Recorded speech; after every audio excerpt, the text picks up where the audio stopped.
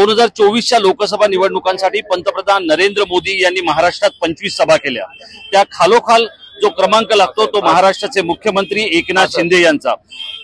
अगदी चांद्यापासून बांद्यापर्यंतचा महाराष्ट्र घुसळून काढताना मुख्यमंत्री एकनाथ शिंदे यांनी संपूर्ण निवडणूक आपल्या हातातून सर्वसामान्य जनतेसाठी ती कशी खुली केली जाईल याचा प्रयत्न केलेला आहे। शिंदे साहेब, महाराष्ट्रात तुम्हाला प्रचंड प्रतिसाद मिळतोय, पंतप्रधानांनी खालोखाल तुम्ही सभा केल्या आहेत, काय तुमचा अनुभव आहे या 2024च्या लोकसभा निवडणुकात? महायुती जोरदार जिंकेल, महायुतीचं काम जिंकेल। 2 वर्ष महायुतीने केलेलं काम आणि राहुल शेवाळे यांनी 10 वर्ष केलेलं काम आणि आदरणीय प्रधानमंत्री मोदीजींनी 10 वर्ष केलेलं काम, आम्ही विकासाच्या अजेंड्यावर निवडणूक लढवतोय, डेव्हलपमेंटवर निवडणूक लढवतोय। त्यामुळे लोकांना काम पाहिजे आहे, लोकांना विकास पाहिजे आहे आणि तो आम्ही केला आहे आणि त्याच्या माध्यमातून जनता येत्या 20 तारखेला महायुतीला प्रचंड मताधिक्याने विजयी करेल, सगळे रेकॉर्ड तुटतील। महाराष्ट्राकडे पंतप्रधान स्वतः आशेने पाहतायत, तुम्हाला ज्या जागा मिळालेल्या आहेत त्या जागाही तुम्हाला समाधानकारक मिळालेल्या आहेत। तुमची स्वतःची नेता म्हणूनची आणि तुमच्या सहकार्यांची कामगिरी ही नेमकी किती आशादायक वाटते तुम्हाला? महायुतीच्या सर्व जागा 48 आम्हाला महत्वाच्या आहेत आणि 48 पैकी मागच्या जेवढ्या आम्ही जिंकल्या मागच्या वेळी त्याच्यापेक्षा जास्तीच्या जागा आम्ही जिंकल्या। या सगळ्या प्रचाराच्या रणधुमाळीमध्ये तुमचा मुलगा असलेला श्रीकांत शिंदे याला तुम्हाला पुरेसा वेळ देता आला नाही असं एक निरीक्षकांचं म्हणणं आहे।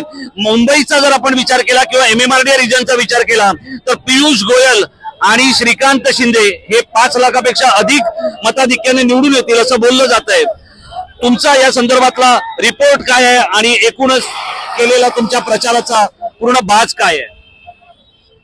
एकंदरीत डॉक्टर श्रीकांत शिंदे यांनी केलेलं काम 10 वर्षाचं ते एवढं प्रचंड आहे की त्यांनी आता त्याची स्वतःची ओळख निर्माण केली आहे। त्यामुळे मी काल फक्त रोड शोला गेलो, बाकी सर्व त्याने या निवडणुकीची धुरा स्वतः किंबहुना त्याच्या निवडणुकीची धुरा महायुतीच्या कार्यकर्त्यांनी आणि तिथल्या जनतेने हातात घेतली होती, कारण जनता ती निवडणूक हाताळते आहे आणि विकासामुळे केलेल्या कामांमुळे रेकॉर्ड ब्रेक विजय डॉक्टर श्रीकांत शिंदेचा होईल अशा प्रकारचं वातावरण त्या ठिकाणी।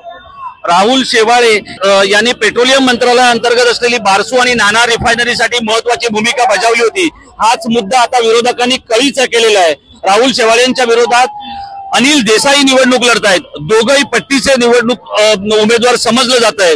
तुम्हाला एकूणच काय वाटतंय? राहुल शेवाळे फील्डवर काम करणारे कार्यकर्ते आहेत, खासदार आहेत आणि पट्टीचे म्हणाल तर ते फक्त ऑफिस कार्यालय घरी बसून काम करणारे नेते आणि फील्डवर काम करणारे नेते हा फरक आहे।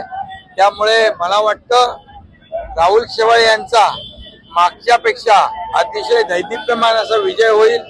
आज पाहतो आपण त्यांच्या रॅलीमध्ये उत्स्फूर्तपणा आहे, सभेमध्ये उत्स्फूर्तपणा आहे, त्यांनी धारावीसाठी केलेले प्रयत्न या ठिकाणी आपण पाहतोय। या धारावीमध्ये उभे आहेत त्यांच्या समोर त्यांनी धारावीच्या विकास प्रकल्पाला विरोध केला आहे, त्यामुळे धारावीकर जनता त्यांना कधी माफ करणार नाही।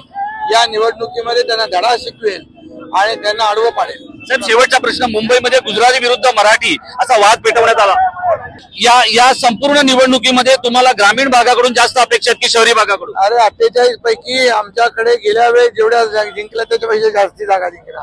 हे आहेत महाराष्ट्राचे मुख्यमंत्री। 48 ज्या जागा जिंकल्या त्यापेक्षा अधिक चांगली कामगिरी त्यांची शिवसेना करेल असं त्यांचं मत आहे। कॅमेरामन शिवा कुरीरसह मी राजेश कोचरेकर, टाइम महाराष्ट्र, मुंबई।